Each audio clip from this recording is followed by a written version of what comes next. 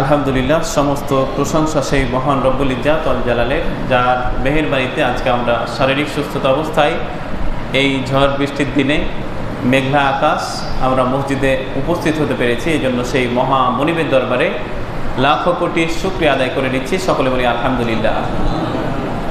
আমার সাথে সকলে বলুন রব্বানা লাকাল হামদ হামদান কাসীরান তাইয়িবান মুবারাকান ফীহি ইয়া রব্বি লাকাল হামদু কামা ইয়ামবাগি লিজালালি ওয়াজহিক ওয়া আযীমি সুলতানিক। আমরা আল্লাহ তাআলার শুকরিয়া আদায় করে নিলাম। শান্তি অবতীর্ণ হোক মানবতার মহান শিক্ষক আমাদের প্রাণপ্রিয় নবী বিশ্বনবী হযরত মুহাম্মদুর রাসূলুল্লাহ সাল্লাল্লাহু আলাইহি ওয়াসাল্লামের উপর, যার আদর্শ তরিকার মধ্যে চলতে পারলে আমরা জীবনে উন্নতি সাধন করতে পারবো, পরকালে মুক্তি পাবো। আমরা সেই রাসূলের প্রতি আবারও দুরূদ পেশ করছি। সকলে বলি সাল্লাল্লাহু আলাইহি ওয়াসাল্লাম। সম্মানিত হাজিরিন, সম্মানিত উপস্থিতি, আজকে আমার আলোচনার মূল বিষয় যেসব আমল দ্বারা, সংক্ষিপ্ত সময় আমি বলবো, যেসব আমল দ্বারা উমরা সওয়াব লাভ করা যায় এবং হযরত ওসমান রাদিয়াল্লাহু তাআলা আনহুর সংক্ষিপ্ত জীবনীর মধ্যে তার দানের যে বিষয়টা আছে সেই বিষয়টা আমি ফুটিয়ে তোলার চেষ্টা করবো এই সংক্ষিপ্ত সময়ে।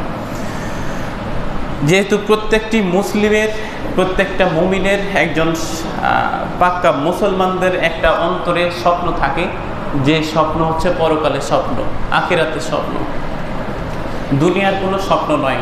দুনিয়ার যা স্বপ্ন সে স্বপ্ন দুনিয়াতেই বাস্তবায়িত হবে, কিন্তু পরকালে তার যে একটা নাজাতের জায়গা, মুক্তির জায়গা, একটা যে মানজিল, একটা যে তার থাকার স্থান, এই স্থানটার জন্যে যারা আল্লাহ তাআলার প্রিয় বান্দা হবে, বান্দি হবে, গোলাম হবে, দাসত্ব করবে, ইবাদত করবে, তাদের জন্য সেই দিন মহা পুরস্কার রয়েছে।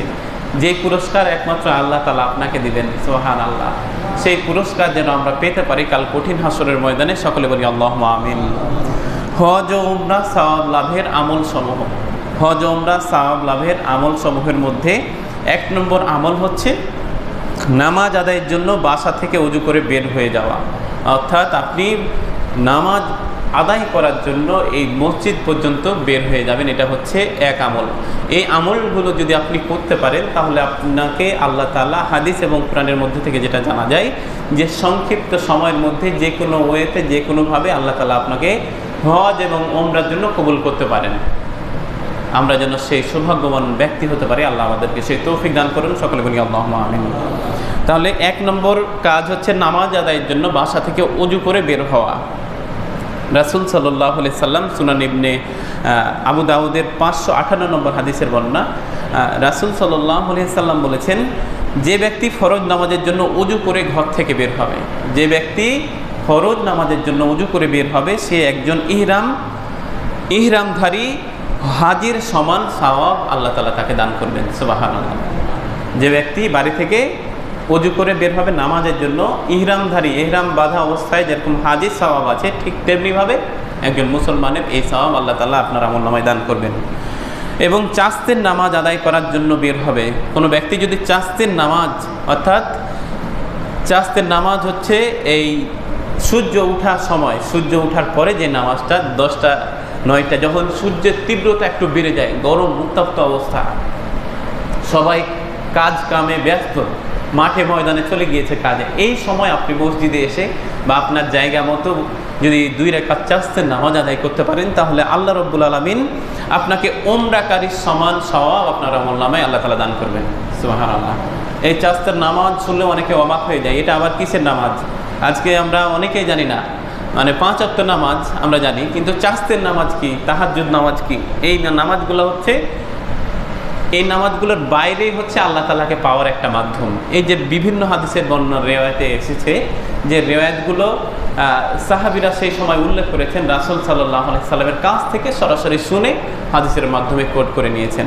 তাহলে 1 নম্বর আমল হজ এবং উমরা লাভ করার আমল, 1 নম্বর আমল হচ্ছে নামাজ আদায় করতে হবে। আর আদায় করার পদ্ধতি হচ্ছে বাসা থেকে ওযু করে নামাজের উদ্দেশ্যে মসজিদে বের হবো। 2 নম্বর আমল হচ্ছে ইশরাকের নামাজ আদায় করা। ইশরাকের নামাজ, যে ব্যক্তি ফজর নামাজ জামাতে আদায় করে, সূর্য ওঠা পর্যন্ত বসে থাকে, আল্লাহ জিকির করে, তারপর 2 রাকাত নামাজ আদায় করে, ইশরাকের নামাজ আদায় করে, আল্লাহ তাআলা তার জন্য একটি হজ এবং একটি উমরার সওয়াব তার আমলনামায় আল্লাহ তাআলা দান করে দেবেন, সুবহানাল্লাহ। এই হাদিসটি আছে জামে তিরমিজির 586 নম্বর হাদিস। জামে তিরমিজির 586 নম্বর হাদিসে এই হাদিসটি পাবেন। 2 নম্বর আমল হচ্ছে মসজিদে কুবায় নামাজ আদায় করা। মসজিদে কুবা হচ্ছে রাসূল সাল্লাল্লাহু আলাইহি সাল্লামের জামানায় সর্বপ্রথম যে মসজিদটি তিনি নির্মাণ করেছিলেন, এই মসজিদের নাম হচ্ছে মসজিদে কুবা। এই মসজিদে যারা নামাজ আদায় করবে, রাসূল সাল্লাল্লাহু আলাইহি সাল্লাম বলেছেন, এক ওয়াক্ত সালাত পড়লো, যদি কোনো ব্যক্তি এক ওয়াক্ত সালাত পড়ে তাহলে তার জন্য একটি উমরার সমান সওয়াব আল্লাহ তাআলা তার আমলনামায় দিয়ে দেবেন। সুবহানাল্লাহ, কতগুলো আমলের কথা আমি বলছি, কিন্তু ছোট্ট ছোট্ট আমল, এগুলো সংক্ষিপ্তভাবে বলছি আমি। 4 নম্বর হচ্ছে হজ এবং উমরা আপনি তাড়াতাড়ি পালন করবেন। তার আরেকটা মাধ্যম হচ্ছে রমজান মাসের উমরা করা।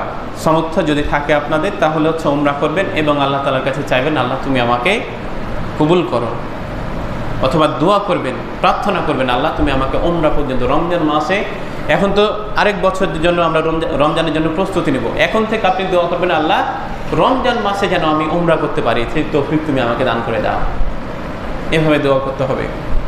রাসূল সাল্লাল্লাহু আলাইহি সাল্লাম বলেছেন, মাহে রমজানের একটি হজের সমতুল্য অথবা আমার সঙ্গে হজ করার সমতুল্য। কেউ যদি একবার রমজান মাসে হজ করে তাহলে সেই হজটা হবে রাসূল সাল্লাল্লাহু আলাইহি সাল্লামের হজের সমতুল্য, সমান সওয়াব আল্লাহ তাআলা তার আমলনামায় দিয়ে দিবেন। 5 নম্বর আমল হচ্ছে কোনো হাজির সরঞ্জামের ব্যবস্থা করে দেওয়া। এই ব্যবস্থাও যদি করতে পারেন আল্লাহ তাআলা আপনাকে দ্রুত সময়ের মধ্যে হজ করার তৌফিক দান করবেন। 5 নম্বর আমল কি? কোনো হাজি হজে যাবে, তার সরঞ্জাম যা লাগবে, তার বাজার ঘাট যা লাগবে, ওই পর্যন্ত পৌঁছাতে যা লাগবে, তার ব্যবস্থা আপনি যদি একটা লেকেজের মধ্যে, একটা টলির মধ্যে যদি সুন্দর করে প্যাকেটিং করে দিয়ে দেন, তাহলে আল্লাহ তাআলা আপনার অন্তর দেখবেন এবং ওই অন্তর দেখে আল্লাহ তাআলা আপনাকে পুরস্কৃত করবেন। পুরস্কার শুধু যেমন তেমন পুরস্কার নয়।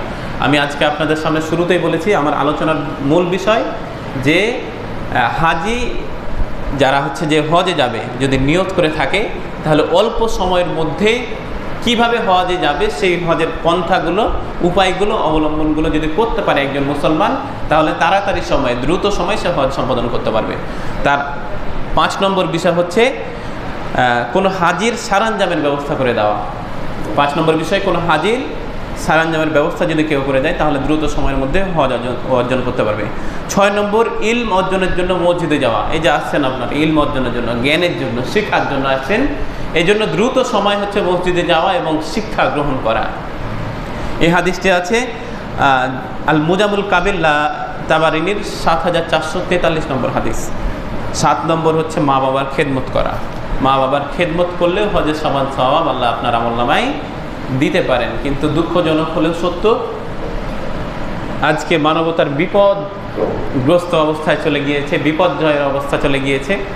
আমরা ছেলেরা যারা আছি, মা বাবার ঠিক মতো খেদমত করতে পারছি না, তাদের সাথে যে সদাচরণ করার কথা বলা হয়েছে সেটা আমরা করতে পারছি না। আল্লাহ তাআলা বলছেন, শব্দটি উচ্চারণ করা যাবে না তোমার পিতামাতাকে, অথচ আপনি এমনভাবে কথা বলছেন আপনার পিতামাতার চোখ দিয়ে পানি বের হচ্ছে কষ্টে। কিভাবে আপনার দোয়া কবুল হবে? কিভাবে আপনার ইবাদত কবুল হবে? কিভাবে আল্লাহ তাআলা আপনাকে মুক্তি দান করবেন? কিভাবে আল্লাহ তাআলা আপনাকে নাজাত দান করবেন যেখানে আপনার মা বাবা অসন্তুষ্ট আপনার প্রতি? আজকে আপনারা স্বীকার করেন যে না করেন, আজকে এটাই সত্য কথা, বাস্তব কথা যে পৃথিবীতে, সারা পৃথিবীতেই বর্তমানে এমন অবস্থা দাঁড়িয়েছে, ছেলে মেয়ে এমন অবস্থা যে বাবা মার কথা শুনে না, শুনে অল্প কয়েকজন শুনে। যেভাবে কথা বলার কথা ছিল, আচরণ করার কথা ছিল পিতামাতার সাথে, সেই আচরণ আর হয় না। আপনি আপনার ছেলেকে মোটরসাইকেল না দিলে আপনি যে থাকতে পারবেন না বাড়িতে, আপনাকে খুন করে ফেলবে। নেশা করার জন্য টাকা চাচ্ছে, নেশা করার জন্য টাকা চাচ্ছে, আপনি টাকা দিবেন না। আপনার রাতে ঘুমিয়ে আছেন, সকালে আপনার গলা কেটে দিয়েছে ছেলেতে, মেয়েতে। ঘটনা ঘটেছে, মহরহ ঘটনা ঘটছে। তাহলে এই পর্যায়ে যদি চলে যায় তাহলে আমাদের আল্লাহ তাআলা কিভাবে আমাদের দোয়া কবুল করবে? আমরা চেষ্টা করব আমরা খাঁটি বান্দা হওয়া, মুমিন হওয়া এবং পিতামাতার যত দূর সম্ভব তাদেরকে সন্তোষ রাখা। আল্লাহ আমাদেরকে হেফাজত করুন, সকল বলি আল্লাহুম্মা আমিন। তাহলে 7 নম্বর কথা গেল এটা। আল্লাহ আমাদেরকে এই 7টি বিষয়ের উপর আমল করার তৌফিক দান করুন, সকলে বলি আল্লাহুম্মা আমিন। এই 7টি বিষয় যদি আমরা পালন করতে পারি, খুব দ্রুত সময়, অল্প সময় হজ সম্পাদন করতে পারবো। হজ না করেও কিভাবে হজের সমান সওয়াব আল্লাহ তাআলা আপনার আমলনামায় দিতে পারেন, তার একটি জ্বলন্ত উদাহরণ হচ্ছে আব্দুল্লাহ ইবনে মুবারক আব্দুল্লাহ ইবনে মুবারক রাদিয়াল্লাহু তাআলা আনহু সেই যুগের একজন বিশিষ্ট আলেম ছিলেন, জ্ঞানী আলেম ছিলেন, গুণী আলেম ছিলেন।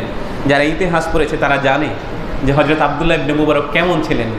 তার মতো জ্ঞানী মানুষ, গুণী মানুষ মনে হয় নাই, এমন জ্ঞানী ছিলেন তিনি। তিনি একবার হজে যাচ্ছেন, এক কাফেলার সঙ্গে হজে যাচ্ছেন। কাফেলা হচ্ছে সামনে যাচ্ছে, তিনি পিছনে আছেন। কাফেলা যেতে যেতে যেতে যেতে যেতে যেতে একটা পর্যায়ে তারা কাফেলার সাথে মুরগি নিয়ে যেত, সে সময় ডিম নিয়ে যেত, খাবার নিয়ে যেত। তো সেই সময় কাফেলার একজন লোক তার মুরগিটা মরে যাওয়ার কারণে একটা কূপের মধ্যে, একটা ডাস্টবিনের মধ্যে ফেলে দিয়েছে। এমন সময় একটা মহিলা দ্রুত এসে সেই মরা মুরগিটাকে নিয়ে লুকিয়ে পেঁচিয়ে সেটা নিয়ে চলে যাচ্ছে। আব্দুল্লাহ ইবনে মুবারক কিন্তু খেয়াল করতেছেন যে কি হচ্ছে, ঘটনা কি হচ্ছে, একটা মরা মুরগিকে কিভাবে নিয়ে যায়, কি জন্য নিয়ে যায়, কাহিনী কি, তার জানার আগ্রহ হলো। তিনি জানতে চাইলেন এবং সেই কাফেলা থেকে তিনি বিচ্ছিন্ন হলেন। বিচ্ছিন্ন হওয়ার পর তিনি ওই এলাকায় চলে গেলেন, খোঁজ খবর করলেন। খোঁজ খবর নিতে নিতে নিতে নিতে এক পর্যায়ে সেই মহিলার বাড়িতে সেই মেয়েটা, যে মেয়েটা মরা মুরগিটা নিয়ে গেছে, তার বাড়ি পর্যন্ত চলে গিয়েছে। গিয়ে দেখে রান্না করে খাচ্ছে। আফসোস করলেন যে আমি হজে যাচ্ছি এত টাকা নিয়ে, অথচ আমার এই মহিলাটি না খাওয়ার অভাবে মরা মুরগি খেতে হচ্ছে তাকে। কি করুণ অবস্থা। যখন তিনি এই অবস্থা দেখলেন, যখন তিনি এই অবস্থা লক্ষ্য করলেন, তখন তাকে বললেন, তুমি এই মরা মুরগিটি খাচ্ছ কেন? মরা মুরগি তো খাওয়া যায় না, মরা গরু খাওয়া যায় না, মরা উট খাওয়া যায় না, ভেড়ি খাওয়া যায় না, কেন খাচ্ছ? তখন মেয়েটি উত্তর দিল যে আমার বাবা হচ্ছে মৃত্যুবরণ করেছে, আমার বাবা এই পৃথিবীর বুকে নাই, আমার মা একজন বিধবা মানুষ, আর আমি একাই বাড়িতে। তো আমরা যে কর্মক্ষম, আমি যে কাজ করে খাবো সেটারও কোনো উপায় নাই এই শহরের মধ্যে। এখন আমার এই মরা যেই মুরগি, মরা গোস্ত খাওয়া ছাড়া আর আমার কোনো উপায় নাই। তখন হযরত আব্দুল্লাহ ইবনে মুবারক রাদিয়াল্লাহু তাআলা আনহু চিন্তা করলেন যে আমি এই জায়গা পর্যন্ত আসছি হেঁটে, এই জায়গা থেকে বাড়ি পর্যন্ত যদি যাই আমার 20 দিরহামের দরকার। 20 দিরহাম হলে আমি বাড়ি যেতে পারবো। হযরত আব্দুল্লাহ ইবনে মুবারক রাদিয়াল্লাহু তাআলা আনহু চিন্তা করতেছেন যে আমি এবার হজে যাব না। এই 20 দিরহাম তার সঙ্গীকে বললেন, তুমি 20 দিরহাম রাখো, আর বাকি টাকা যত টাকা আছে সব টাকা তুমি এই মহিলাকে দান করে দাও। হয়তো এই দানের বিনিময়ে আল্লাহ তাআলা আমাদেরকে উত্তম যাজা দান করবেন। সুবহানাল্লাহ। পরবর্তীতে তাকে স্বপ্নে দেখা হয়েছে, তুমি যেই দান করেছো এই দানের বিনিময়ে আল্লাহ তাআলা তোমার হজকে কবুল আর মঞ্জুর করে নিয়েছেন। সুবহানাল্লাহ। তাহলে হজ না করে কিভাবে হজে যাওয়া যায়, হজ কবুল হয়ে যায় আল্লাহ তাআলার পক্ষ থেকে। দেখলেন, এটা হচ্ছে চরম সত্য কথা। আপনার নিয়ত যদি ঠিক থাকে, আপনার অন্তর যদি ঠিক থাকে, আপনি হজে যাবেন না, হয়তো এমন কাজ করবেন যে কাজের বিনিময়ে আল্লাহ তাআলা আপনাকে কবুল হওয়া হজের সমান সওয়াব আল্লাহ তাআলা আপনার আমলনামায় দান করে দিতে পারেন। আমরা সেরকম খাঁটি ইমানদার মুমিন মুখলেস বান্দা যেন হতে পারি, আল্লাহ আমাদেরকে সেই তৌফিক দান করুন। সকল বলি আল্লাহুম্মা আমিন। এই হলো আমার তাড়াতাড়ি হজে যাওয়ার এবং হজ না করেও, হজে না গিয়েও তার হজটা কীভাবে কবুল হয় তার আলোচনা। এবার দ্বিতীয় আলোচনা হচ্ছে হযরত উসমান রাদিয়াল্লাহু তাআলা আনহুর আলোচনা। হযরত উসমান রাদিয়াল্লাহু তাআলা আনহু রাসূল সাল্লাল্লাহু আলাইহি সাল্লামের জামাই ছিলেন, যার রাসূল সাল্লাল্লাহু আলাইহি সাল্লামের 2 মেয়েকে তিনি বিবাহ করেছেন, জিন নুরাইন উপাধি লাভ করেছেন হযরত উসমান রাদিয়াল্লাহু তাআলা আনহু। হযরত উসমান রাদিয়াল্লাহু তাআলা আনহুকে আল্লাহ তাআলা সেই সময় সবচাইতে অঢেল সম্পদ দান করেছেন। যা সম্পদ দান করেছেন, দান করে শেষ করা যায় না, এমন সম্পদ আল্লাহ তাআলা দান করেছেন। তিনি যখন ইসলামের ছায়াতলে আসেননি, তিনি কিভাবে ইসলামের ছায়াতলে আসলেন? বিভিন্ন গ্রন্থ থেকে উল্লেখ করা হয়েছে যে তার খালা ছিল, সুদা নামে একটা তার খালা ছিল। সেই খালা তাকে বলেছে যে ইসলাম এরকম, রাসূল সাল্লাল্লাহু আলাইহি সাল্লামের সাথে যদি আসো তাহলে এরকম ছায়াতলে পাবে। তাকে জান্নাতের কথা বলেছে, জাহান্নামের কথা বলেছে। এই সব নিয়ে তিনি চিন্তা করতে করতে করতে করতে করতে করতে ব্যাস আবু বকর রাদিয়াল্লাহু তাআলা আনহু তার সাথে ছিল খুবই বন্ধুতালী সম্পর্ক। তিনি আবু বকরের সাথে বন্ধুতালী সম্পর্কের কথা, তার খালার কথা তাকে যখন বললেন, তখন আবু বকর নিয়ে চলে গেলেন বিশ্বনবী সাল্লাল্লাহু আলাইহি সাল্লামের দরবারে। যখন রাসূল সাল্লাল্লাহু আলাইহি সাল্লামের কাছে আসলেন, রাসূল সাল্লাল্লাহু আলাইহি সাল্লাম বললেন, ওসমান, আল্লাহ তাআলা তোমাকে জান্নাতের দিকে ডাকছেন, তোমার মতামত কি? তখন ওসমান রাদিয়াল্লাহু তাআলা আনহু পড়ে নিলেন, লা ইলাহা ইল্লাল্লাহু মুহাম্মাদুর রাসূলুল্লাহ সাল্লাল্লাহু আলাইহি সাল্লাম। বলছে, ইয়া রাসূলুল্লাহ, ইয়া হাবিবাল্লাহ, আপনি সত্য বলেছেন, আপনি সত্য বলেছেন, আমি ঘোষণা দিচ্ছি আল্লাহ ছাড়া কোনো ইলাহ নাই এবং মুহাম্মদ সাল্লাল্লাহু আলাইহি সাল্লাম আল্লাহর রাসূল। হযরত ওসমান রাদিয়াল্লাহু তাআলা আনহু যখন ইসলাম এভাবে গ্রহণ করতে লাগলেন, গ্রহণ করলেন, তখন তার চাচা তাকে রশি দিয়ে বেঁধে পিটাইছে যে তুই ইসলাম ধর্ম গ্রহণ করলি কেন, তুই বেদিন হয়ে গিয়েছিস, কাফের হয়ে গিয়েছিস, ফাসেক হয়ে গিয়েছিস। অথচ তারাই ছিল ফাসেক কাফের সে সময়। ইসলাম ধর্ম গ্রহণ করার জন্যে তাকে রশি দিয়ে বাঁধা হয়েছে সে সময়। আমরা ইসলাম ধর্ম পেয়ে গিয়েছি, আমরাকে কারো কাছে যেতে হয় নাই, চাইতে হয় নাই, আমাকে রশি দিয়ে বাঁধে নাই, বেলালের মতো উত্তপ্ত আগুনের মধ্যে আমাকে নিক্ষেপ করে নাই, উত্তপ্ত বালুকণার মধ্যে শুইয়ে দিয়ে ওপর থেকে একটা পাথর ধামা চাপা দেয় নাই। তাদের ঈমান আর আমাদের ঈমান আমরা চিন্তা করে দেখেন, আপনি চিন্তা করে দেখেন, তারা ঈমানটা নিয়েছে, তারা ঈমানটা তাদের হচ্ছে ঈমানের জোরে, তাদের শক্তির জোরে পেয়েছে, আর আমরা হচ্ছে অটোমেটিকভাবে পেয়ে গেছি। তারা ঘুষ খায় নাই, সুদ খায় নাই, আমরা খাচ্ছি কেন? আমরা ঈমান অটোমেটিকভাবে পেয়ে গেছি এই জন্যে। তারা জেনা করে নাই, ব্যভিচার করে নাই, অন্যায় পথে যায় নাই, কারো আইল চেপে মাইরে খায় নাই। এরকম অসংখ্য অহরহ। আপনার 1 বিঘা জমি বছর শেষে 2 বছর শেষে কাটতে কাটতে একজন আপনার হচ্ছে নিয়ে চলে গেছে অর্ধেক। প্রতি বছরই আইল চেঞ্জ হয়ে যায়, হয় না এরকম? কেন হয় এটা? আমাদের ঈমানের এটা দুর্বলতার কারণে। যদি ঈমানের ঠিক থাকতো তাহলে বলতাম ভাই এটা তোমার জমি, তুমি না, তোমার জমিটা একটু মাফ করে দেখো তো তোমার জমিটা ঠিক আছে কিনা, আমি কি তোমার জমিটা বেশি খাচ্ছি কিনা, এটা বলার কথা ছিল ঈমান যদি ঠিক থাকে। অথচ এরকম ঈমান আমাদের ছিল না, আগেও ছিল না, এখনো নাই। আল্লাহ আমাদেরকে সকলকে ঈমানদার হওয়ার তৌফিক দান করেন, সকলে বলি আল্লাহুম্মা আমিন। তিনি শহীদ হওয়ার ব্যাপারে রাসূল সাল্লাল্লাহু আলাইহি সাল্লামের ভবিষ্যৎবাণী, রাসূল সাল্লাল্লাহু আলাইহি সাল্লাম ভবিষ্যৎ করেছেন যে একদিন হযরত আবু বকর, ওমর এবং উসমান রাদিয়াল্লাহু তাআলা আনহু একটি পাহাড়ের চূড়ায় উঠেছেন। পাহাড়ের চূড়ায় উঠে পাহাড় কাঁপাকাঁপি করা শুরু করেছে। হযরত মুহাম্মদ সাল্লাল্লাহু আলাইহি সাল্লাম একটি লাঠি দিয়েছেন পাহাড়কে লাঠি দেওয়ার পর সেই পাহাড় থেমে গিয়েছে এবং রাসূল সাল্লাল্লাহু আলাইহি সাল্লাম বলছেন আমার এই পাশে 2 জন শহীদ এবং একজন সিদ্দিক ছাড়া এবং একজন নবী ছাড়া আর কেউ নাই, সুতরাং তুমি থামা বন্ধ করো পাহাড়, আর তুমি নড়াচড়া করিও না। পাহাড় নড়াচড়া বন্ধ করে দিয়েছে। এই হাদিসের দ্বারা প্রমাণিত হয় যে রাসূল সাল্লাল্লাহু আলাইহি সাল্লাম 2 জনকে শহীদ, ওমর রাদিয়াল্লাহু তাআলা আনহুকে এবং ওসমান রাদিয়াল্লাহু তাআলা আনহুকে শহীদ ঘোষণা দিয়েছেন সেই সময়, এবং একজন সিদ্দিক এবং একজন তিনি নবী, এইভাবে ঘোষণা দিয়েছেন। সেই হাদিসের সূত্র অনুযায়ী সহিহ বুখারীর 3697 নম্বর হাদিসের বর্ণনা অনুযায়ী হযরত আবু বকর, হযরত ওমর রাদিয়াল্লাহু তাআলা আনহুকে শহীদ করা হয়েছে, ওসমান রাদিয়াল্লাহু তাআলা আনহুকে শহীদ করা হয়েছে।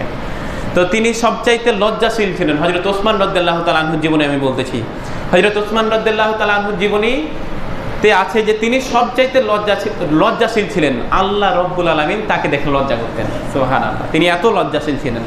হযরত বিশ্বনবী হযরত মুহাম্মদুর রাসূলুল্লাহ সাল্লাল্লাহু আলাইহি সাল্লাম একদিন শুয়ে আছেন, দরজায় নক করেছে। তিনি হযরত আয়েশা রাদিয়াল্লাহু তাআলা আনহুর উরুর উপরে, রানের উপরে মাথা দিয়ে শুয়ে আছেন খালি গায়ে। এই সময় হযরত আবু বকর রাদিয়াল্লাহু তাআলা আনহু আসলো, বলল কে? বলছে আমি আবু বকর। বলল দরজা খুলে দাও। দরজা খুলে দেওয়া হলো। একটু পরে কে আবার নক করেছে? কে? ওমর রাদিয়াল্লাহু তাআলা আনহু চলে এসেছে, বলল যে দরজা খুলে দাও। একটু পরে কে? ওসমান রাদিয়াল্লাহু তাআলা আনহু নক করেছে, বলছে কে? ওসমান রাদিয়াল্লাহু। এইবার বিশ্বনবী সাল্লাল্লাহু আলাইহি সাল্লাম ওরা 2 জন যে প্রবেশ করেছে ঘরের মধ্যে, এই সময় আল্লাহ রাসূল সাল্লাল্লাহু আলাইহি সাল্লাম স্বাভাবিক ছিলেন, মানে তিনি যেমন ছিলেন শুয়েছিলেন তেমনই আছেন, নড়াচড়া করেন নাই। যখন ওসমান রাদিয়াল্লাহু তাআলা আনহু আসছেন, নক করেছেন, তখন আয়েশা রাদিয়াল্লাহু তাআলা আনহাকে বলতেছেন তুমি ঘরের দরজা বন্ধ করে দাও, আমি পোশাক পরব, পরিপাটি হব, তারপর ওসমান রাদিয়াল্লাহু তাআলা আনহুকে ভিতরে আসতে বলো। সুবহানাল্লাহ। বলছে কেন ইয়া রাসূলুল্লাহ, আপনি কেন ওসমান, তারা 2 জন ঢুকলো কিছু বললেন না, আর ওসমান রাদিয়াল্লাহু তাআলা আনহু আসবে আর আপনি হচ্ছে পরিপাটি হলেন, ড্রেস পরলেন, কেন এটা হলো? বলছে আল্লাহ তাআলা স্বয়ং নিজে তাকে দেখে লজ্জা পায়, আমি তো লজ্জা পাবই। সুবহানাল্লাহ। এরকম লজ্জাশীল ছিলেন হযরত ওসমান রাদিয়াল্লাহু তাআলা। তার বিভিন্ন হাদিসের মধ্যে আসছে, রিওয়ায়াতের মধ্যে আসছে, আল্লাহ তাআলা তাকে যে অর্থ সম্পদ দান করেছেন তার মতো দ্বিতীয় ব্যক্তি আর কেউই হবে না। রাসূল সাল্লাল্লাহু আলাইহি সাল্লাম তিনি জান্নাতে রাসূল সাল্লাল্লাহু আলাইহি সাল্লামের বন্ধু হবেন। রাসূল সাল্লাল্লাহু আলাইহি সাল্লাম বলছেন আমার একজন ঘনিষ্ঠ বন্ধু আছে, সে হচ্ছে হযরত ওসমান রাদিয়াল্লাহু তাআলা আনহু। সুবহানাল্লাহ। তিনি জান্নাতে রাসূল সাল্লাল্লাহু আলাইহি সাল্লামের বন্ধু হবেন। তিনি ইসলামের জন্য সর্বোচ্চ ত্যাগ স্বীকার করে গিয়েছেন। হযরত ওসমান রাদিয়াল্লাহু তাআলা আনহু ইসলামের জন্য কি করেছেন? ত্যাগ স্বীকার করেছেন, জিন্নুরাইন উপাধি লাভ করেছেন। তিনি রাসূল সাল্লাল্লাহু আলাইহি সাল্লামের দুইজন মেয়েকে বিবাহ করে জিন্নুরাইন উপাধি লাভ করেছেন। শুধু তাই নয়, তিনি হিজরত করেছেন সবার আগে। রাসূল সাল্লাল্লাহু আলাইহি সাল্লাম তাকে জুল হিজরাতাইন বলা হয়েছে। আমি সংক্ষিপ্ত সময় অল্প এই জন্য আগাচ্ছি। বদর যুদ্ধে অংশগ্রহণ না করার জন্য রাসূল সাল্লাল্লাহু আলাইহি সাল্লাম তাকে নিষেধ করেছিলেন। অনেক সাহাবা ইকরাম বলেছেন যে তিনি বদর যুদ্ধে অংশগ্রহণ করেন নাই কেন? তখন রুকা আলাইহিস সালাম, তার হচ্ছে স্ত্রী, রাসূল সাল্লাল্লাহু আলাইহি সাল্লামের মেয়ে, অসুস্থ ছিলেন। সমস্ত সাহাবী চলে গিয়েছেন হজে। রাসূল সাল্লাল্লাহু আলাইহি সাল্লাম যুদ্ধের ময়দানে রাসূল সাল্লাল্লাহু আলাইহি সাল্লাম বললেন, তুমি এই মদিনায় থাকো এবং এই তোমার স্ত্রী এবং এই মদিনার দেখাশোনা করো। এই জন্য তিনি হজে যান নাই সে সময়।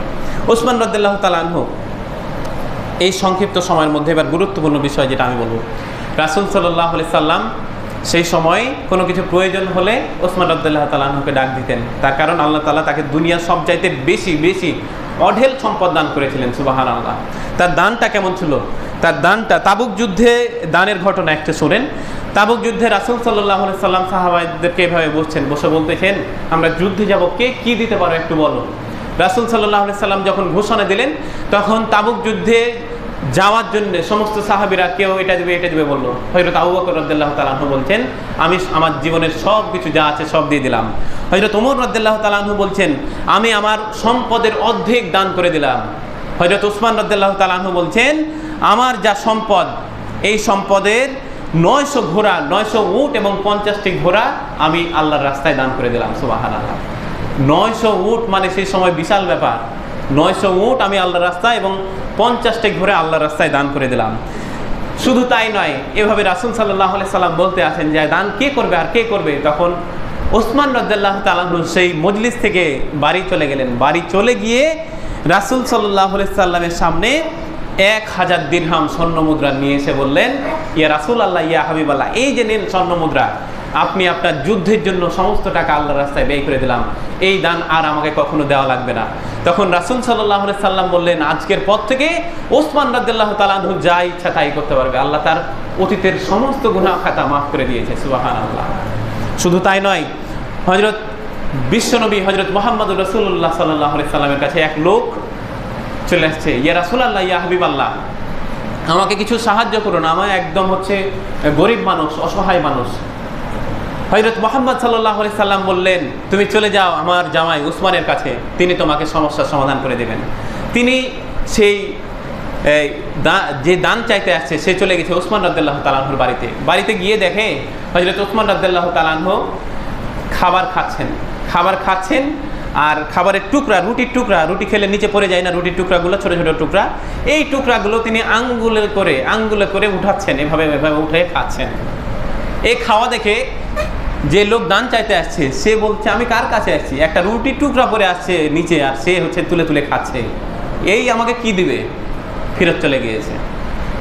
রাসূল সাল্লাল্লাহু আলাইহি সাল্লামের কাছে গিয়ে বলছে, ইয়া রাসূলুল্লাহ, ইয়া হাবিবাল্লাহ, আপনি দান করতে পারবেন না ঠিক আছে, কিন্তু আপনি যার কাছে পাঠিয়েছেন সে দেখি রুটির টুকরাগুলো নিচে পড়ে আছে, সেটা পর্যন্ত খায়, ও কি দান করবে। ব্যাস, রাসূল সাল্লাল্লাহু আলাইহি সাল্লাম বলছেন, তুমি কি তার কাছে কিছু চেয়েছো? বলছে, না, চাই নাই। রাসূল সাল্লাল্লাহু আলাইহি সাল্লাম বললেন, তুমি আবার চলে যাও ওসমানের কাছে, তোমার সমস্যার সমাধান হবে। আবার চলে গিয়েছে, গিয়ে দেখে রাসূল সাল্লাল্লাহু আলাইহি সাল্লাম যখন তাকে পাঠালেন, ওই সাহাবী চলে গেলেন। যাওয়ার পরে তিনি যে বালিশে ঘুমান, বালিশটা ছিদ্র হয়ে তুলাগুলো উড়ে যাচ্ছে। উড়ে যাওয়া দেখে সে লোক আবার চিন্তা করলো যে এই লোকটা ওই তুলাগুলো উড়ে যাচ্ছে আর তুলাগুলো ধরে নিয়ে আসছে, এ আমাকে কি দান করবে। হযরত ওসমান রাদিয়াল্লাহু তাআলা আনহু তখন বললেন, ভাই, তুমি গতকালকে আসছিলে, আজকেও আসলে, চাচ্ছ না কিছু, আজ চলে যাচ্ছ, কারণ কি, কাহিনী কি? বলছে, ওসমান রাদিয়াল্লাহু তাআলা আনহু, আপনার অবস্থা দেখে আমি চাইতে পারি নাই, লজ্জায় কাতর হয়ে গিয়েছিলাম। বলছে, কি লাগবে তোমার বলো। বলছে, আমি গরিব মানুষ, আমাকে রাসূল সাল্লাল্লাহু আলাইহি সাল্লামের কাছে আমি চাইতে গিয়েছিলাম, তিনি আপনার কাছে পাঠিয়েছেন। বলছে, কি লাগবে? বলছে, আপনি যা দিবেন তাতেই খুশি। বলছে, যাও, একটা উট নিয়ে যাও। বলছে, ওই কাফেলা থেকে একটা উটের শাড়ি আসছে, ওই শাড়ির প্রথম উটটা তোমাকে দান করে দিলাম। সুবহানাল্লাহ। ম্যানেজারকে গিয়ে বলতেছেন, ওই শাড়ির উটটা ওসমান রাদিয়াল্লাহু তাআলা আনহু আমাকে দান করে দিয়েছেন। বলছে, তাই নাকি? বলছে, হ্যাঁ। বলছে ওই কাফেলার সেই দিন একটা নির্দিষ্ট দিন আছে, তাকে ডাকলেন, ডাকার পরে যখন উটটি দিবেন, প্রথম সারির 1 নম্বর উট, আপনারা দেখেছেন পিঁপড়ার সারি দিয়ে পিঁপড়ার রাজা, পিঁপড়ার আগে যে পিঁপড়াটা থাকে সেটা যে রাস্তা দিয়ে যায়, পিছনেরগুলো কিন্তু সে রাস্তা দিয়ে যায়।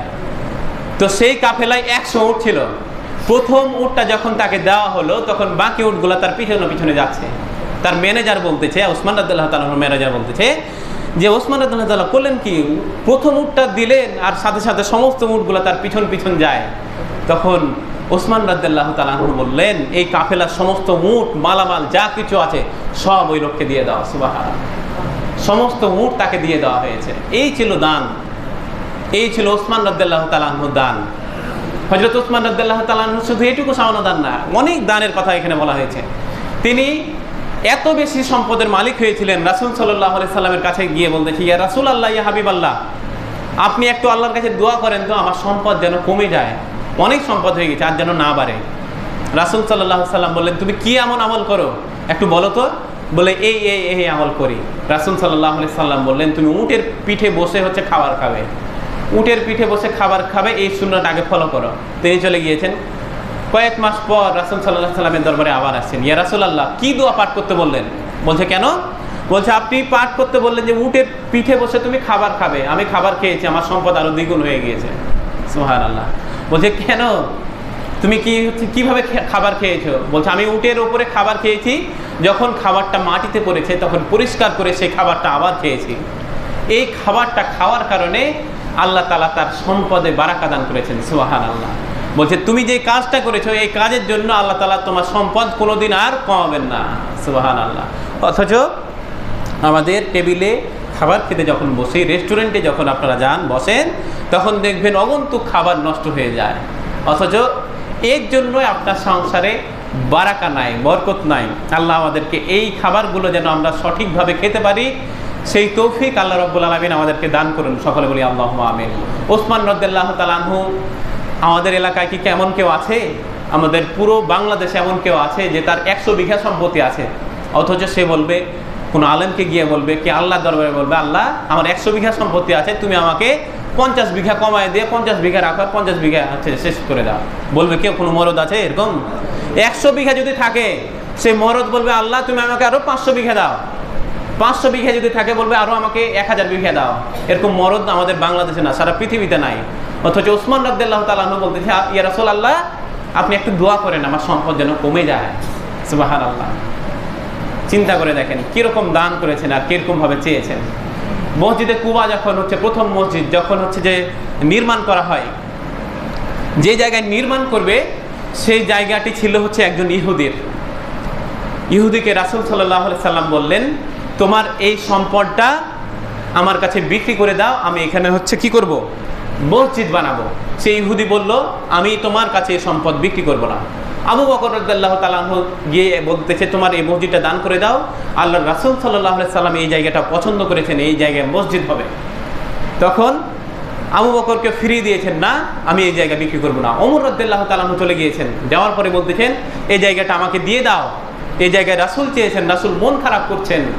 বলছে না, এই জায়গা দেওয়া হবে না। রাসূল সাল্লাল্লাহু আলাইহি সাল্লামের মন খারাপ, মসজিদে নববীতে বসে আছেন, হেলানা দিয়ে বসে আছেন এভাবে। এমন সময় ওসমান রাদিয়াল্লাহু তাআলা আনহু সেই সময় ব্যবসা করতেন, তিনি ব্যবসায়িক ছিলেন। তিনি ব্যবসার কাজ থেকে আসার পর দেখলেন রাসূল সাল্লাল্লাহু আলাইহি সাল্লাম চিন্তিত, তার মন খারাপ, মনে বড় কষ্ট। রাসূল সাল্লাল্লাহু আলাইহি সাল্লামকে বলতেছেন, ইয়া রাসূলুল্লাহ, ইয়া হাবিবাল্লাহ, আপনার মন খারাপ কারণ কি? কেউ কি আপনাকে মেরেছে? কে কষ্ট দিয়েছে? আপনি বলুন, আমি তাকে শেষ করে দেব।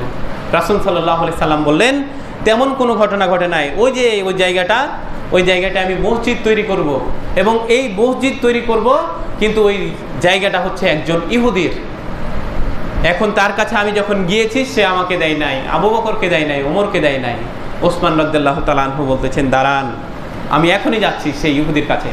ওসমান রাদিয়াল্লাহু তাআলা আনহু যখন গিয়েছেন সেই ইহুদির কাছে, ইহুদি তো মহৎ খুশি যে দানশীল, তার কাছে অনেক সম্পদ। বলছে ইহুদি বলতেছে, ওসমান তুমি কি জন্য আসছো? বলছে যে আমার রাসূল ভারাক্রান্ত মন নিয়ে মসজিদে নববীতে বসে আছে, এখানে মসজিদ করবে, তোমার কাছে চেয়েছে, তুমি দাওনি, কারণ কি? বলছে যে তারা যে অর্থের কথা বলেছে, সম্পদের কথা বলেছে, আমার পছন্দ হয় না, এই জন্য দিই নাই। বলছে এটা কত দামে বিক্রি করবো সেটা বলো। বলছে তোমার ব্যাংক ব্যালেন্স যা আছে, অর্থ সম্পদ যা আছে সব দিতে হবে। হযরত ওসমান রাদিয়াল্লাহু তাআলা আনহু বলছেন তোমাকে আমি সব দিয়ে দিব, তোমাকে আমি সব দিয়ে দিব। তখন ইহুদি বলতেছেন যাও, তোমাকে আমি মসজিদের জমি দিয়ে দিলাম। এবার খুশিতে বাকবাকুম হয়ে হযরত ওসমান রাদিয়াল্লাহু তাআলা আনহু চলে গেলেন দৌড়ে রাসূল সাল্লাল্লাহু আলাইহি ওয়াসাল্লামের দরবারে। ততক্ষণে জিবরাইল আলাইহিস সালাম তার কানে হচ্ছে যে খবর দিয়ে দিয়েছেন যে হুজুর ঘটনা কিন্তু ঘটাই দিয়েছে ওসমান। এবার ওসমান রাদিয়াল্লাহু তাআলা আনহু যখন চলে আসলেন, রাসূল সাল্লাল্লাহু আলাইহি ওয়াসাল্লাম দেখেন মহা খুশি। বললে ওসমান কি জন্য এত খুশি? বলছে ইয়া রাসূলুল্লাহ ইয়া হাবিবাল্লাহ, যেই জায়গায় মসজিদ করবেন সেই জমি আমি কিনে ফেলেছি। বলছে দাম কত নিয়েছে? বলছে ইয়া রাসূলুল্লাহ ইয়া হাবিবাল্লাহ, দামের কথা বলা যাবে না। তখন রাসূল সাল্লাল্লাহু আলাইহি সাল্লাম বলছেন আজকে তোমার সম্পদ, তোমার হচ্ছে দান আর আল্লাহর দানের সাথে প্রতিযোগিতা চলতেছে। মানে তুমি যে দান করেছো আর আল্লাহ তোমাকে যে দান করবেন সেই দানের প্রতিযোগিতা চলছে। সুবহানাল্লাহ। এর বিনিময়ে আল্লাহ তাআলা তোমাকে এমন জান্নাত দান করবেন যা তুমি কল্পনাও করতে পারবে না। সুবহানাল্লাহ। বিনিময়ে রাসূল সাল্লাল্লাহু আলাইহি সাল্লাম বললেন, সেদিনও বললেন যে আজকের পর থেকে হযরত ওসমান রাদিয়াল্লাহু তাআলা আনহু, আজকের পর থেকে ওসমান রাদিয়াল্লাহু তাআলা আনহুর আগের এবং পরের সমস্ত গুনাহ আল্লাহ তাআলা মাফ করে দিয়েছেন। সুবহানাল্লাহ। আজকে আমাদের যুগে, আমাদের সমাজে রাষ্ট্রপতি, শিল্পপতি থেকে শুরু করে যারা আছে, তার নিজের ব্যবসা, তার নিজের বাণিজ্য, তার নিজের ব্যাংক ব্যালেন্স কেউ কি এভাবে দিতে পারবে মসজিদের জন্যে? কোনো মরদ নাই, দিতে পারবে না, কেউ পারবে না। অথচ সেই সময় ওসমান রাদিয়াল্লাহু তাআলা আনহুর দিকে তাকিয়ে দেখেন, তারও তো অন্তর ছিল, তারও তো ঈমান ছিল। তিনি এই জন্যই তিনি হচ্ছে এমনি এমনি জান্নাত পাওয়া যায় না। দেখেন রাসূল সাল্লাল্লাহু আলাইহি সাল্লাম এই সব কিছু দেখে 10 জন আশারায়ে মুবাশশারা, 10 জন জান্নাত প্রাপ্ত, দুনিয়ার বুকে জান্নাত পেয়ে নিয়েছেন। এখন যদি আমি বলি যে এই 10 জন হচ্ছে আপনারা জান্নাতি, কেমন লাগবে আপনাদের? সেই সময় রাসূল সাল্লাল্লাহু আলাইহি সাল্লাম বলছেন যে এইখান থেকে আবু বকর, ওমর, উসমান, আলী, এভাবে হচ্ছে 10 জনকে জান্নাতের সুসংবাদ দিয়েছেন। সুবহানাল্লাহ। তার মধ্যে হযরত ওসমান রাদিয়াল্লাহু তাআলা আনহু ছিলেন। কি জন্য ছিলেন? এমনি এমনি ছিলেন? এমনি এমনি ছিলেন না। তার দান, তার আনুগত্য, তার ঈমান, তার তাকওয়া, তার হচ্ছে যে মুখলেস, তার দ্বীনদারি, সব কিছু আল্লাহ তাআলাকে মুগ্ধ করেছে, রাসূল সাল্লাল্লাহু আলাইহি সাল্লামকে মুগ্ধ করেছেন। সুবহানাল্লাহ। সেরকম দান ছিল আমরা যেন হতে পারি। আল্লাহ রাব্বুল আলামিন আমাদেরকে সেই তৌফিক দান করুন। সকলে বলি আল্লাহুম্মা আমিন। মসজিদের যে পবিত্রতা রক্ষা করার এবং আদব রক্ষা করার কাজ, সেই কাজগুলো আপনাদেরকে করতে হবে। সেই কাজগুলো করার তৌফিক আল্লাহ রাব্বুল আলামিন আপনাদেরকে দান করুন। সকলে বলি আল্লাহুম্মা আমিন। এবং হযরত ওসমান রাদিয়াল্লাহু তাআলা আনহুর মতো দান যেন আপনারা করতে পারেন, সেই তৌফিক আল্লাহ রাব্বুল আলামিন আপনাদেরকে সকলকে দান করুন। সকলে বলি আল্লাহুম্মা আমিন। কাল কঠিন হাসরের ময়দানে এই দানের বিনিময়ে আল্লাহ যেন আপনাদেরকে জান্নাতের একটা একটা ঘর, বালাখানা দান করেন, সেই তৌফিক আল্লাহ রাব্বুল আলামিন আপনাদেরকে দান করুন। সকলে বলি আল্লাহুম্মা আমিন। এই বলে আজকে জুমার সংক্ষিপ্ত খুতবা এখানে শেষ করছি। ওয়া আখিরু দাওয়ানা আলহামদুলিল্লাহি রাব্বিল আলামিন। আসসালামু আলাইকুম ওয়া রাহমাতুল্লাহ।